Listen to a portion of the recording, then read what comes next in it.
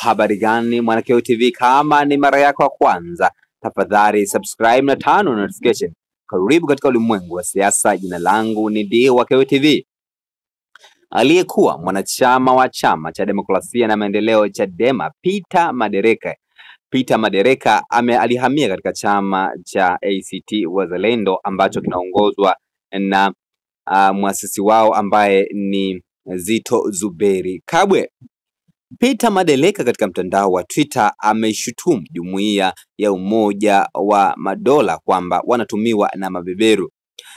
Pasi na kupoteza muda, na nukuu hichi ambacho ameandika Peter Madereka ambaye ni wakili msomi kweli kweli, ambaye ameandika ujumbe mzito katika mtandao wa Twitter, na nukuu: mimi nadhani Jumuiya ya Madola yani Commonwealth inatumiwa na mabeberu. Inakuja kusuluhisha nini? Sisi tumefanya uchaguzi wa amani na Rais Samia Suluhu Hassan alichaguliwa kwa 97.6%. Huu ni upendo wa hali ya juu sana.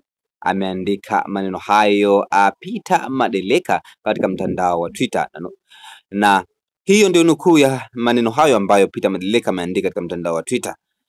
Wengi wameshusha maoni katika sehemu ya kuandika maoni hapo kwa kile ambacho ameandika Peter Madereka katika mtandao wa Twitter. Ifahamike kwamba Jumuiya ya Madola imemteua kwamba rais wa Malawi ambaye ni Lazarus Chakwera kuwa msuluhishi wa Tanzania.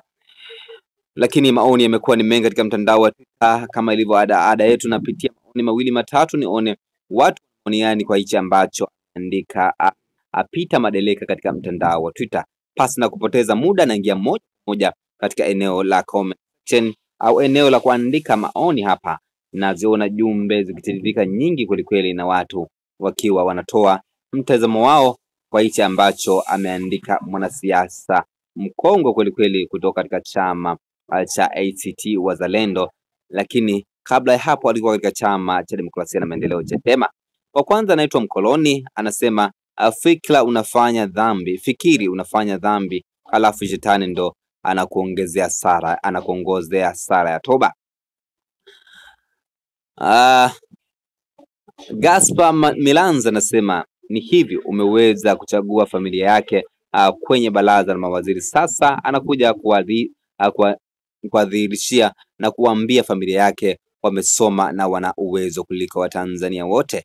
Lakini mtu wangu anasema ukifika hapa wanampa dalili Zitto Kabwe anaongea, anaenda kutangaza kuwa kamaliza, sisi tunataka maridhiano na kuwarudisha ndugu zetu waliotekwa. Lakini Hassan anasema Chakwera atulie kwanza, tumalizane na mkoloni mweusi. Hayo ni baadhi ya maoni ambayo yametoka katika chapisho la Peter Madereka katika mtandao wa Twitter. Tukutane wakati ujao katika masuala ya kisiasa. Bye bye.